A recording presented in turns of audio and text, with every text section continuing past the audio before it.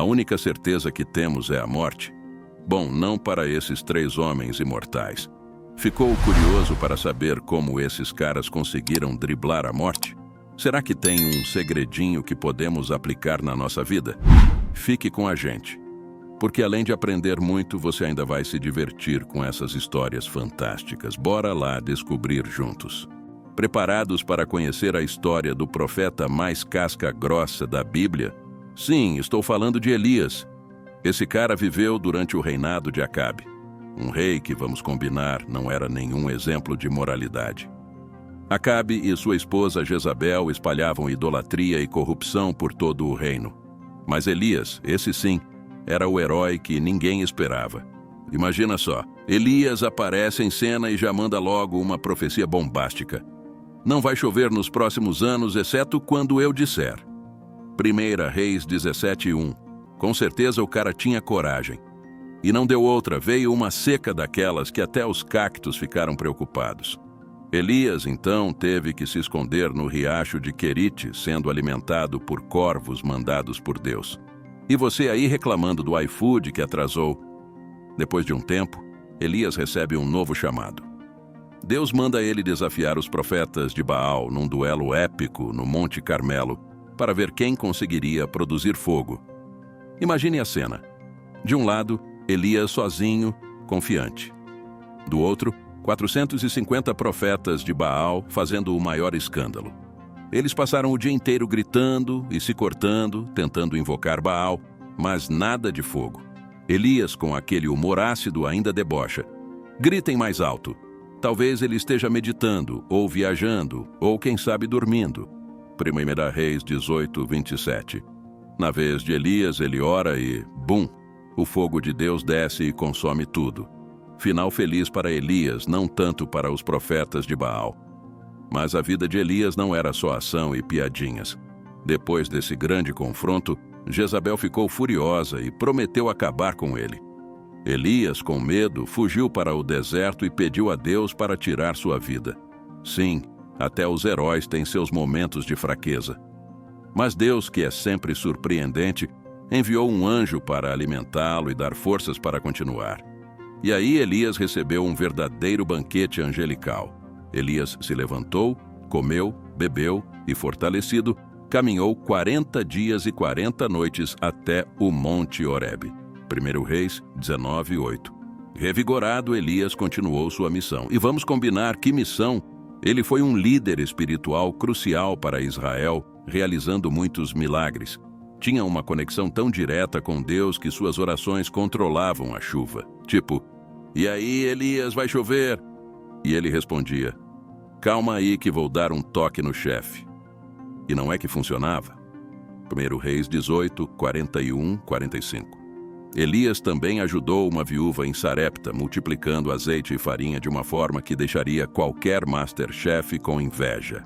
E quando o filho dela morreu, Elias orou a Deus e o menino voltou à vida. 1 Reis 17, 22. Elias com certeza não brincava em serviço. Outro momento marcante foi o encontro com Deus no Monte Horebe. Elias estava escondido numa caverna e Deus lhe perguntou, o que você está fazendo aqui, Elias? 1 Reis 19, 9.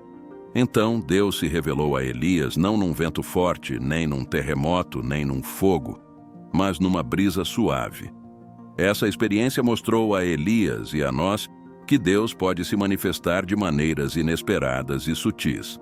Elias também teve o papel de mentor para Eliseu, seu sucessor. Eliseu pediu uma porção dobrada do espírito de Elias. E Elias, com aquela tranquilidade de quem sabe das coisas, respondeu, se você me vir quando eu for levado de você, terá o que pediu. 2 Reis 2:10. Tudo começa com Elias e seu fiel escudeiro, Eliseu, numa jornada de despedida. Eles saíram de Gilgal e foram para Betel. Parece uma road trip, mas sem carro, claro. No caminho, Elias tenta dispensar Eliseu, dizendo, fique aqui porque o Senhor me enviou a Betel. Mas Eliseu, determinado, responde, juro pelo nome do Senhor e por tua vida que não te deixarei ir só. 2 Reis 2:2. E assim seguem juntos. Chegando em Betel, os profetas locais dizem a Eliseu: "Você sabe que o Senhor vai levar o seu mestre hoje, não sabe?" E Eliseu, provavelmente de saco cheio dessas lembranças constantes, responde: "Sei sim, calem a boca." 2 Reis 2:3. E assim, a dupla dinâmica segue para Jericó e depois para o Jordão, com os profetas sempre lembrando Eliseu do destino de Elias.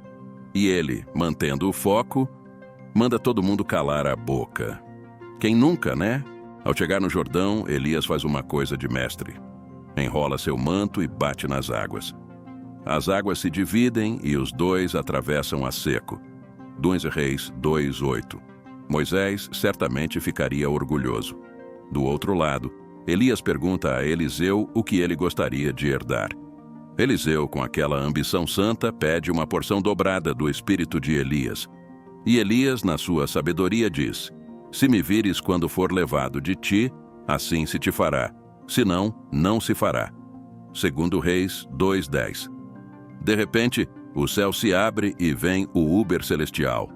Um carro de fogo com cavalos flamejantes. Elias é levado ao céu num redemoinho. 2 Reis 2:11. Imagine a cena. Eliseu, vendo tudo, grita: meu pai, o carro de Israel e seus cavaleiros!" E fica lá, boquiaberto, segurando o manto de Elias. Deve ter sido um daqueles momentos de "não acredito no que estou vendo." Eliseu, com o manto de Elias em mãos, decide testar se herdou mesmo aquele poder todo. Ele volta ao Jordão, bate nas águas com o manto e, voilá, as águas se dividem de novo. 2 Reis 2:14. A plateia dos profetas que estava do outro lado fica impressionada. Eliseu tinha realmente herdado o espírito de Elias, e assim começa a sua própria jornada de milagres. A ascensão de Elias é mais do que um evento espetacular. É uma lição de que, quando estamos alinhados com Deus, Ele pode nos levar a lugares inimagináveis. Literalmente, no caso de Elias, mostra que Deus tem planos incríveis para cada um de nós, se estivermos dispostos a seguir seu caminho. Depois de toda a ação e aventura com Elias, chegou a hora de conhecer um cara misterioso e fascinante: Enoque. Você já ouviu falar dele? Se não, prepare-se para uma história que vai te deixar intrigado. Enoque é uma figura um tanto enigmática na Bíblia. Ele aparece bem no comecinho, lá em Gênesis. Enoque era bisneto de Adão, filho de Jarede, e pai de Matusalém, o homem mais velho que já viveu.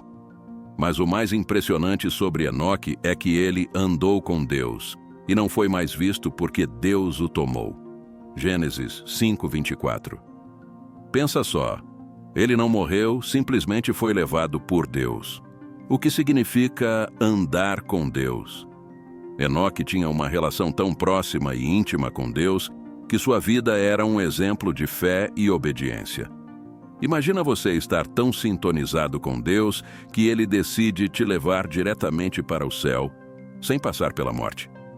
É como se você ganhasse um passe VIP para o paraíso. Enoque viveu 365 anos, um número simbólico se pensarmos em termos de um ciclo completo, como os dias de um ano. Sua vida não foi apenas longa, mas cheia de significado. Ele é mencionado novamente em Hebreus 11:5, onde se diz que, pela fé, Enoque foi trasladado para não ver a morte, e não foi achado porque Deus o trasladara. A fé de Enoque era tão grande que ele agradou a Deus a ponto de ser levado diretamente para o céu. O livro de Judas também menciona Enoque, destacando que ele profetizou sobre o julgamento vindouro, falando sobre a vinda do Senhor com milhares de seus santos para julgar os ímpios. Judas 1:14-15. Enoque não era apenas um homem de fé, mas também um profeta. Ele tinha visões e mensagens poderosas sobre o futuro. Agora pensa comigo, como seria viver de uma forma tão alinhada com Deus que sua vida inteira é um testemunho de fé? Enoque nos mostra que é possível ter uma relação tão profunda com Deus que até as coisas mais extraordinárias podem acontecer. É uma inspiração para todos nós buscarmos uma caminhada mais próxima com o Criador. Você já parou para pensar no impacto que uma vida de fé pode ter, não só para você, mas para todos ao seu redor? Enoque é um exemplo claro de como viver em sintonia com Deus pode transformar não só nossa própria vida, mas também inspirar gerações futuras. E aí, que tal buscar mais essa proximidade com Deus no seu dia a dia? Pode ser que você não seja levado diretamente ao céu como Enoque, mas com certeza verá transformações incríveis na sua vida. Lembre-se, a história de Enoque nos mostra que a fé e a obediência a Deus são poderosas e podem nos levar a lugares que nem imaginamos. Primeiro, vamos falar um pouco mais sobre a vida de Enoque. É importante lembrar que ele viveu em uma época bem complicada. O mundo estava ficando cada vez mais corrompido e a maldade se espalhava rapidamente. No meio desse caos todo, Enoque se destacou como alguém que andava com Deus. A Bíblia diz em Gênesis 5:24: andou Enoque com Deus, e não apareceu mais porquanto Deus para si o tomou. Imagina só, sumiu do nada porque Deus o levou. Enoque é mencionado novamente em Hebreus 11:5, onde lemos: pela fé Enoque foi trasladado para não ver a morte, e não foi achado, porque Deus o trasladara, pois antes da sua trasladação alcançou o testemunho de que agradara a Deus. Isso nos mostra que a fé de Enoque era algo extraordinário. Ele viveu de uma forma que agradou profundamente a Deus. Outra menção a Enoque aparece em Judas 1:14-15, onde diz: e destes profetizou também Enoque, o sétimo depois de Adão, dizendo: eis que é vindo o Senhor com milhares de seus santos para fazer juízo contra todos. Além de ser um homem de fé, Enoque também era profeta e anunciava o julgamento de Deus. Ele estava à frente do seu tempo falando sobre coisas que viriam a acontecer. Você já parou para pensar no que significa andar com Deus? Enoque nos mostra que é mais do que apenas seguir regras ou rituais. É sobre ter uma relação íntima e contínua com Deus, buscar sua presença diariamente e viver de acordo com sua vontade. Enoque nos ensina que isso é possível mesmo em tempos difíceis. A ascensão de Enoque é um mistério e uma inspiração. Não temos muitos detalhes sobre como aconteceu, mas sabemos que foi algo grandioso e único. Deus o levou diretamente para o céu, poupando-o da morte. Isso nos mostra que Deus valoriza aqueles que vivem em comunhão com Ele. Imagina só, ser tão próximo de Deus que Ele decide te levar para o céu sem passar pela morte. É algo que desafia nossa compreensão, mas também nos enche de esperança e inspiração. Enoque nos lembra que nossa caminhada com Deus pode nos levar a experiências extraordinárias. Agora, o nosso terceiro imortal. Vamos começar com a famosa passagem de 1 Tessalonicenses 4:16-17. Porque o mesmo Senhor descerá do céu com grande brado, a voz do arcanjo, ao som da trombeta de Deus. E os que morreram em Cristo ressuscitarão primeiro. Depois nós, os que ficarmos vivos, seremos arrebatados juntamente com eles nas nuvens, a encontrar o Senhor nos ares. E assim estaremos para sempre com o Senhor. Já pensou ser levado ao céu de uma maneira tão espetacular? Agora você deve estar se perguntando: o que isso tem a ver com Elias e Enoque? Bem, assim como eles foram levados diretamente ao céu, a Bíblia fala sobre um evento futuro em que os cristãos também serão arrebatados. É tipo um combo de fé e esperança, mostrando que Deus tem planos incríveis para aqueles que seguem a Ele. Vamos fazer uma rápida comparação. Enoque e Elias foram exemplos de pessoas que viveram de forma tão próxima a Deus que foram levadas diretamente ao céu. Da mesma forma, o arrebatamento será um momento em que os crentes serão tirados deste mundo para encontrar o Senhor nos ares. É como se Deus estivesse nos dizendo: eu cuido dos meus e tenho um destino glorioso para vocês. E se você está se perguntando se isso é realmente importante, dá uma olhada em 1 Coríntios 15:51-52. Eis aqui vos digo um mistério. Na verdade, nem todos dormiremos, mas todos seremos transformados num momento, num abrir e fechar de olhos ante a última trombeta. Porque a trombeta soará, e os mortos ressuscitarão incorruptíveis, e nós seremos transformados. Isso é emocionante ou o quê? Mas calma, não é só sobre o futuro distante. A profecia do arrebatamento nos lembra da importância de estarmos preparados espiritualmente agora. É um chamado para viver uma vida de fé, amor e obediência a Deus. Afinal, nunca sabemos o dia ou a hora, então é melhor estar pronto, certo? E como podemos nos preparar? Bem, Filipenses 3, 20 e 21 nos dá uma pista. Mas a nossa cidade está nos céus, de onde também esperamos o Salvador, o Senhor Jesus Cristo, que transformará o nosso corpo abatido para ser conforme o seu corpo glorioso. Isso significa viver com os olhos no céu, mas com os pés firmes na terra, fazendo a diferença aqui e agora. Outra coisa interessante é que o arrebatamento não é uma ideia nova ou isolada. Jesus mesmo falou sobre isso em Mateus 24, 40, 41.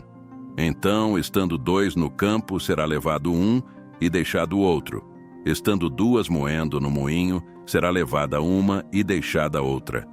Esse aviso é um lembrete de que precisamos estar vigilantes e prontos para a sua vinda. E claro, não podemos esquecer o conforto que essa promessa traz. Em 1 Tessalonicenses 4:18, Paulo diz: Portanto, consolai-vos uns aos outros com estas palavras. Saber que temos um futuro garantido com Deus deve nos encher de esperança e encorajamento, especialmente em tempos difíceis. Então, galera, que tal viver cada dia com essa expectativa maravilhosa? O arrebatamento é um lembrete poderoso do amor e cuidado de Deus por nós. E, como vimos nas histórias de Elias e Enoque, Deus tem coisas incríveis preparadas para aqueles que vivem em fé e obediência. Vamos falar agora sobre a esperança do arrebatamento e como essa promessa pode transformar nossas vidas hoje. O que isso significa para nós hoje? O arrebatamento não é só um evento futuro distante. É uma promessa que deve encher nossos corações de esperança e motivar nossa fé no presente. Em Tito 2:13, lemos: Aguardando a bem-aventurada esperança e o aparecimento da glória do grande Deus e nosso Salvador Jesus Cristo. Essa esperança deve ser o combustível da nossa vida cristã. E por que essa esperança é tão importante? Porque ela nos lembra que este mundo não é nosso lar final. Filipenses 3:20 diz: Mas a nossa cidade está nos céus, de onde também esperamos o Salvador, o Senhor Jesus Cristo. Saber que nosso destino é estar com Deus nos ajuda a lidar com as dificuldades e desafios da vida com uma perspectiva eterna. Agora pensa comigo, como viver com essa esperança de maneira prática? Primeiro, mantendo nossa fé firme. Hebreus 10:23 nos encoraja. Retenhamos firmes a confissão da nossa esperança, porque fiel é o que prometeu. Deus é fiel e cumprirá suas promessas. Precisamos confiar nele todos os dias. Além disso, precisamos viver de uma maneira que reflita nossa esperança. Em 1 João 3:3, lemos: E qualquer que nele tem esta esperança purifica-se a si mesmo, como também ele é puro. Nossa esperança no arrebatamento deve nos motivar a buscar uma vida santa e pura, alinhada com os ensinamentos de Jesus. Outra forma de viver essa esperança é encorajando uns aos outros. Em Hebreus 10:25 somos lembrados: Não deixando a nossa congregação, como é costume de alguns, mas admoestando-nos uns aos outros, e tanto mais quanto vedes que se vai aproximando aquele dia. Estar juntos, apoiando e incentivando uns aos outros é fundamental para manter nossa esperança viva. E claro, precisamos compartilhar essa esperança com os outros. 1 Pedro 3,15 nos desafia: Estais sempre preparados para responder a qualquer que vos pedir a razão da esperança que há em vós. Nossa esperança no arrebatamento é uma mensagem poderosa que pode trazer conforto e fé a muitas pessoas. Vamos lembrar também que essa esperança nos dá força nos momentos difíceis. Romanos 8,18 diz: porque para mim tenho por certo que as aflições deste tempo presente não são para comparar com a glória que em nós há de ser revelada. Saber que temos uma glória eterna nos esperando nos ajuda a enfrentar qualquer desafio com coragem e fé. Então, pessoal, vamos viver cada dia com essa esperança vibrante do arrebatamento. Vamos manter nossa fé firme, viver de maneira santa, encorajar uns aos outros e compartilhar essa mensagem com o mundo. E, acima de tudo, vamos nos lembrar de que Deus é fiel e tem um plano maravilhoso para cada um de nós. Primeiro, vamos lembrar de Elias. Esse profeta destemido enfrentou reis corruptos, desafiou profetas falsos e realizou milagres impressionantes. Sua vida nos ensina sobre coragem, fé e a importância de manter uma conexão direta com Deus. Elias não só viveu uma vida cheia de ação, mas também teve um final espetacular, sendo levado ao céu em um redemoinho. Segundo Reis 2:11. Isso nos mostra que Deus tem um cuidado especial por aqueles que permanecem fiéis a Ele. Agora, Enoque. Esse cara andou com Deus de uma maneira tão profunda que Deus o levou diretamente ao céu sem passar pela morte. Gênesis 5:24. Enoque nos ensina sobre a importância de uma caminhada diária com Deus. Sua vida foi um testemunho de fé e obediência, e ele é um exemplo poderoso de que é possível viver de maneira agradável a Deus, mesmo em tempos difíceis. E não podemos esquecer do arrebatamento. A promessa de que os crentes serão levados para encontrar o Senhor nos ares é uma esperança incrível que deve encher nossos corações de alegria e expectativa.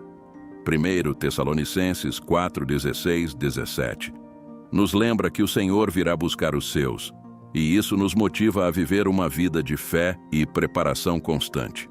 Mas o que essas histórias têm a ver com a gente? Tudo. Elas nos mostram que Deus é fiel e cuida dos seus. Nos inspiram a viver com coragem, fé e uma busca incessante por uma relação mais próxima com Deus. Se Elias e Enoque puderam viver de forma tão extraordinária, nós também podemos buscar uma vida que agrada a Deus. E aí, já parou para pensar como essas histórias podem impactar sua vida? Elias nos desafia a sermos valentes na nossa fé, a enfrentar os desafios de cabeça erguida, confiando em Deus. Enoque nos inspira a buscar uma caminhada íntima com o Criador, dia após dia, vivendo em obediência e amor.